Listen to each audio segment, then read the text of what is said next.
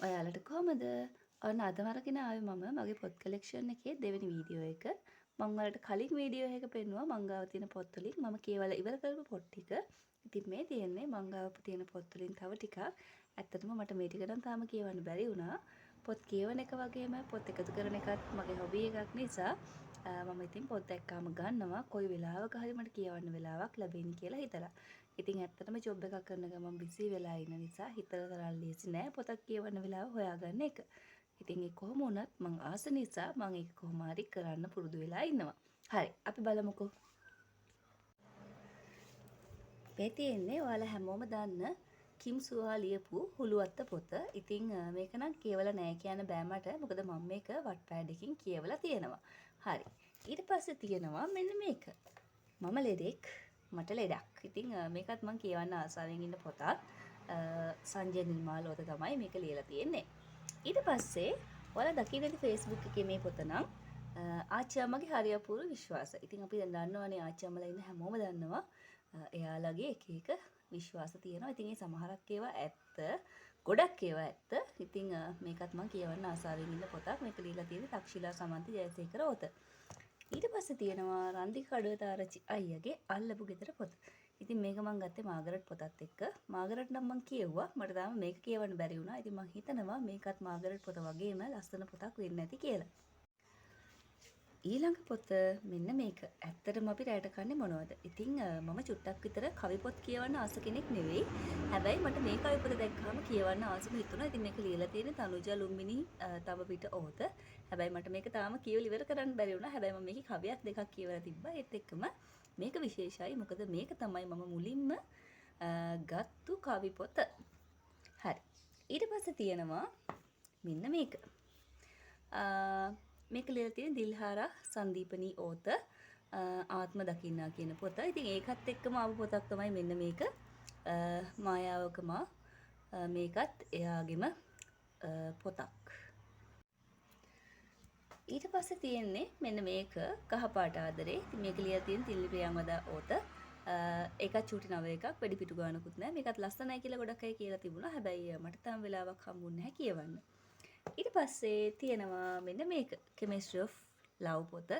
නදී දුල්නිත් තමයි ලියලා තියෙන්නේ. ඉතින් මේක ලස්සනට බොක්ස් එකක් අස්සේ දාලා කීටැක්ස් එක්කම තමයි හම්බුනේ. හැබැයි දැන් මම බොක්ස් එක අයින් කරලා පොත් ගොඩේ නිකම්ම තියලා තියෙන්නේ. ඒකත් චූටි පොතක්. ඊළඟ පොත මෙන්න මේ දෙක. තාරුගේ සිද්ධි පොත. තාරු රාජපක්ෂ තමයි මේක ලියලා තියෙන්නේ. ඒකේ බාලාංශ එක බාලාංශ දෙක කියලා කොටස් දෙකක් තියෙයි. දෙක මං ගාව තියෙයි බුක් ෆෙයාර් ගියාම උස්සන් ඇවිල්ලා.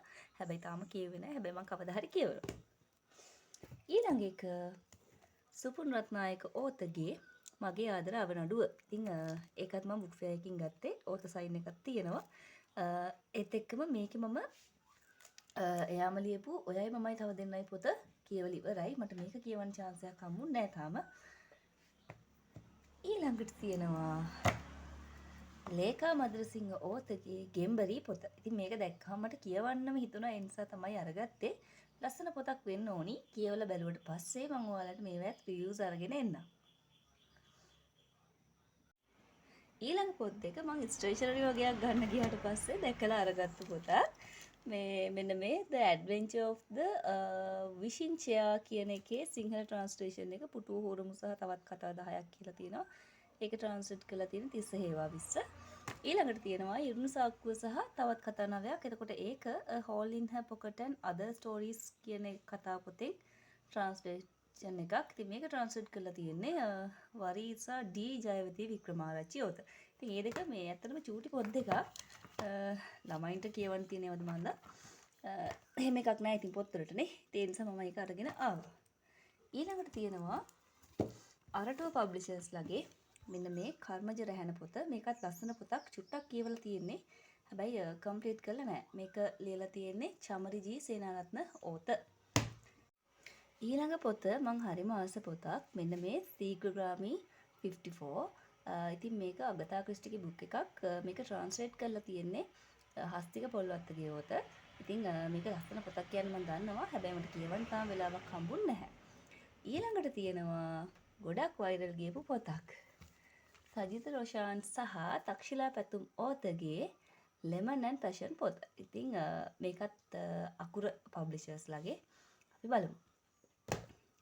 ඊළඟට තියෙනවා චන්දන සූරියබණ්ඩාර ඔතගේ කම්මැලි මොලේ. ඉතින් ඇත්තටම මේකේ පිටුව 6කට වැඩි කියවන්න හම්බුන්නේ නැහැ. කම්මැලි හිතුණා මං හිතන්නේ පොතේ නමමද කොහෙද මටත් තියෙන්නේ.